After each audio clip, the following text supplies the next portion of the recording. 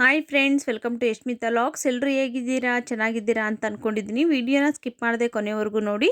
ನಾನಿವತ್ತು restaurant ಸ್ಟೈಲ್ನ vegetable fried rice ಹೇಗೆ ಮಾಡೋದು ಅಂತ ತೋರಿಸ್ಕೊಡ್ತಾ ಇದ್ದೀನಿ. ಬನ್ನಿ ಅದಕ್ಕೆ ಬೇಕಾಗಿರೋಂಥ ಇಂಗ್ರೀಡಿಯೆಂಟ್ಸ್ನ ನೋಡೋಣ.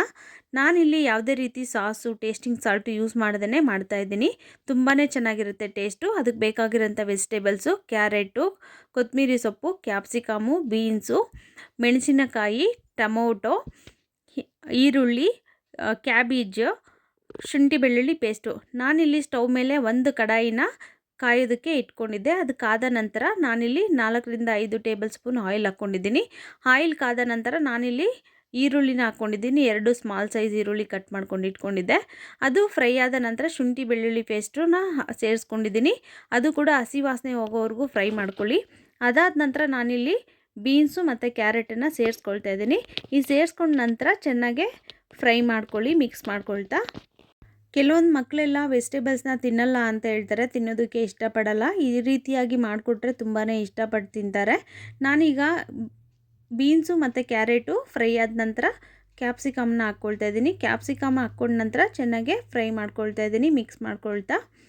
ನೀವು ಕೂಡ ಇದೇ ರೀತಿಯಾಗಿ ಫ್ರೈ ಮಾಡ್ಕೊಳ್ಳಿ. ಅದಾದ ನಂತರ ನಾನಿಲ್ಲಿ ಮೆಣಸಿನ್ಕಾಯಿನ ಸೇರಿಸ್ಕೊಳ್ತಾ ಇದ್ದೀನಿ.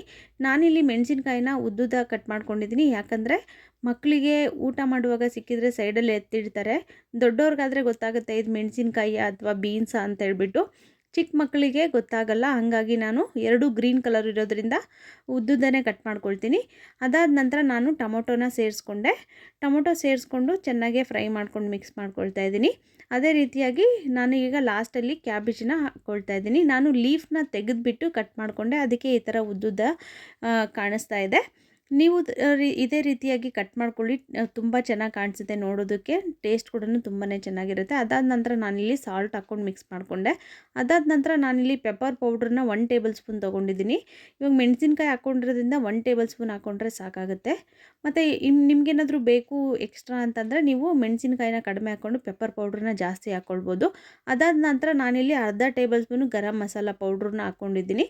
ಅದನ್ನು ಹಾಕ್ಕೊಂಡ ನಂತರ ಚೆನ್ನಾಗಿ ಫ್ರೈ ಮಾಡ್ಕೊಳ್ತೀನಿ. ಫ್ರೈ ಆದ ನಂತರ ನಾನಿಲ್ಲಿ ರೈಸ್ನ 1 ಬೌಲ್ ಆಗೋಷ್ಟು ರೈಸು ತಣ್ಣಗಾಗೋದಕ್ಕೆ ತಟ್ಟೆಯಲ್ಲಿ ಬಿಟ್ಟಿಟ್ಟಿದ್ದೆ. ಕಂಪ್ಲೀಟಾಗಿ ರೈಸ್ ತಣ್ಣಗಾಗಿದೆ. ತಣ್ಣಗಾದ ನಂತರ ನಾನಿವಾಗ ಮಿಕ್ಸ್ ಮಾಡ್ಕೊಳ್ತಾ ಇದ್ದೀನಿ.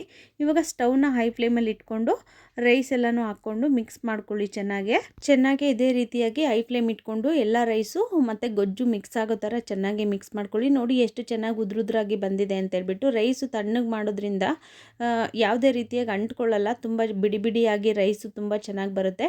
ನೋಡಿ ಇವಾಗ ನಾನು ಕೊನೆಯದಾಗಿ ಕೊತ್ತಂಬರಿ ಸೊಪ್ಪು ಹಾಕ್ಕೊಂಡು ಮಿಕ್ಸ್ ಮಾಡ್ಕೊಳ್ತಿದ್ದೀನಿ. ರುಚಿ ಒಂದ್ಸರಿ ಚೆಕ್ ಮಾಡ್ಕೊಳ್ಳಿ. ನಿಮಗೇನಾದರೂ ಸಾಲ್ಟ್ ಏನಾದರೂ ಕಡಿಮೆ ಇತ್ತು ಅಂತಂದರೆ ಈ ಟೈಮಲ್ಲಿ ನೀವು ಸ್ವಲ್ಪ ಆ್ಯಡ್ ಮಾಡಿಕೊಂಡು ಮಿಕ್ಸ್ ಮಾಡ್ಕೊಳ್ಳಿ ಚೆನ್ನಾಗೆ. ಆವಾಗ ಎಲ್ಲ ಕಡೆ ಸಾಲ್ಟು ಬೆರೆತೋಗುತ್ತೆ. ಬಿಸಿ ಇರೋದ್ರಿಂದ ಸಾಲ್ಟು ಮೆಲ್ಟ್ ಆಗಿಬಿಡುತ್ತೆ. ತಣ್ಣಗಾದ್ಮೇಲೆ ಹಾಕೋಕ್ಕೋದ್ರೆ ಏನಾಗುತ್ತೆ ಅಂದರೆ ಸಾಲ್ಟ್ ಒಂದು ಸೈಡಲ್ಲಿರುತ್ತೆ ಮತ್ತು ರೈಸ್ ಒಂದು ಸೈಡಲ್ಲಿರುತ್ತೆ. ಹಂಗಾಗಿ ಟೇಸ್ಟು ಚೆನ್ನಾಗಿ ಆಗಲ್ಲ. ನೋಡೋದಕ್ಕೂ ತುಂಬ ಚೆನ್ನಾಗಿ ಕಾಣಿಸ್ತಾ ಇದೆ. ಅದೇ ರೀತಿಯಾಗಿ ಟೇಸ್ಟೂ ತುಂಬಾ ಚೆನ್ನಾಗಿತ್ತು. ಎಲ್ರಿಗೂ ಇಷ್ಟ ಆಯಿತು. ನಮ್ಮ ಮನೇಲಿ ಎಲ್ಲರೂ ಕೂಡ ಇಷ್ಟಪಟ್ಟು ತಿಂದರು. ಯಾವುದೇ ರೀತಿ ಸಾಸು, ಟೇಸ್ಟಿಂಗ್ ಸಾಲ್ಟು ಏನು ಯೂಸ್ ಮಾಡ್ದೇ ನಾವು ರೆಸ್ಟೋರೆಂಟ್ ಸ್ಟೈಲಲ್ಲಿ ಮನೆಯಲ್ಲೇ ಈಸಿಯಾಗಿ ಕ್ವಿಕ್ಕಾಗಿ ಇನ್ಸ್ಟೆಂಟಾಗಿ ಮಾಡ್ಕೋಬೋದು. ನೀವು ಕೂಡ ಒಂದ್ಸರಿ ಟ್ರೈ ಮಾಡಿ, ತುಂಬ ಚೆನ್ನಾಗಿ ಬರುತ್ತೆ. ನಾನು ಹೇಳೋವಂಥ ಟಿಪ್ಸ್ನ ಫಾಲೋ ಮಾಡ್ಕೊಂಡು ಮಾಡಿ, ನಿಜವಾಗ್ಲೂ ಚೆನ್ನಾಗಿರುತ್ತೆ.